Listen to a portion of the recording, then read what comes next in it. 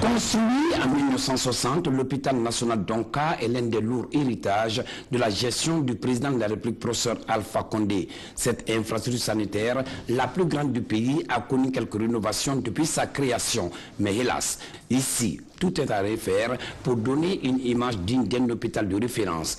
Tirant les leçons de la maladie à virus Ebola, le président guinéen, comme promis, veut transformer ce malheur en opportunité pour la Guinée. Pour être plus concret et avec l'appui des partenaires comme le Fonds saoudien de développement et la Banque islamique de développement, le chef de l'État, à travers la pose de cette brique, lance ainsi un des méga-projets inscrits dans son programme, celui de la réhabilitation, l'extension et l'équipement de l'hôpital national d'Onka. Voilà le futur visage de l'hôpital national d'Onka. Il va coûter la bagatelle de 68 800 000 $ américains grâce à la coopération entre la Guinée, le Fonds saoudien et la Banque islamique de développement. Ce projet est un projet historique qui s'inscrit à l'ex-capitale dans le développement sanitaire de la Guinée. Car jamais un projet hospitalier d'une telle dimension n'a encore été réalisé en Guinée depuis notre accession à l'Union.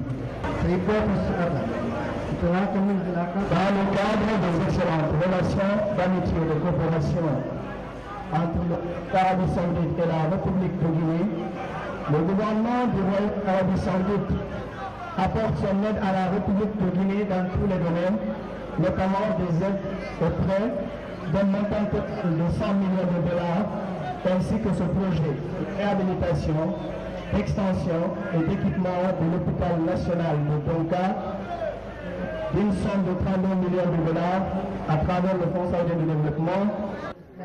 Véritable projet de rêve qui va permettre à l'hôpital national d'Onka d'avoir une capacité d'accueil de 684 lits, 62 000 consultations spécialisées et 313 000 consultations ordinaires. À cela s'ajoute la possibilité d'accueillir 14 000 malades.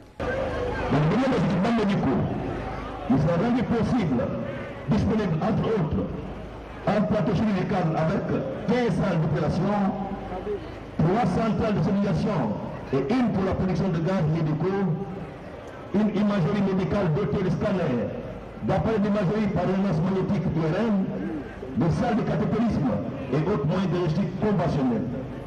Un centre d'exploration biologique de 8 unités avec des équipements ultra modernes. Le chef de l'État, lui, a invité les hommes en blouse à plus d'engagement pour respecter le sermon d'Hippocrate. Professeur Alpha Condé a aussi fustigé le comportement malsain de certains médecins. Il ne suffit pas d'avoir l'hôpital et d'avoir l'équipement. L'hôpital, c'est d'abord le personnel, c'est d'abord les médecins, les infirmiers, les personnes de salle. Nous avons souvent un inconvénient en Guinée, c'est que nous construisons des bâtiments et ensuite nous les laissons mourir, car l'entretien est un grand problème. Il ne suffit pas de construire. L'ambition aujourd'hui, c'est la formation de médecins performants, mais surtout des médecins qui respectent leurs sacerdotes, c'est-à-dire qui sont au service du peuple. Très souvent, nos hôpitaux rejettent les malades. Au lieu d'être au service des malades, ils font du commerce. On doit faire une vérité. Si le pays doit avancer, il faut qu'il avance dans la vérité. On a vu les médecins laisser les malades mourir dans le couloir parce qu'ils n'ont pas apporté des soins. Alors il ne suffit pas de donner des hôpitaux. Il faut que les médecins soient conscients et respectent l'engagement qu'ils ont pris, le document qu'ils ont signé. Et c'est sur ce point que je vais beaucoup insister. La population a besoin de médecins dévoués au service du peuple, d'infirmiers dévoués au service du peuple, non pas des médecins qui vendent des médicaments de l'hôpital en ville ou qui créent chez eux des centres clandestins. Ceci ne va pas dire aussi pour l'Ebola, parce que certains ont été infectés de l'Ebola chez des médecins privés. Les travaux de réhabilitation, d'extension et d'équipement de l'hôpital national d'Onka sont exécutés par SACOF, une entreprise de droit guinéen, et le groupe Pichini de l'Italie.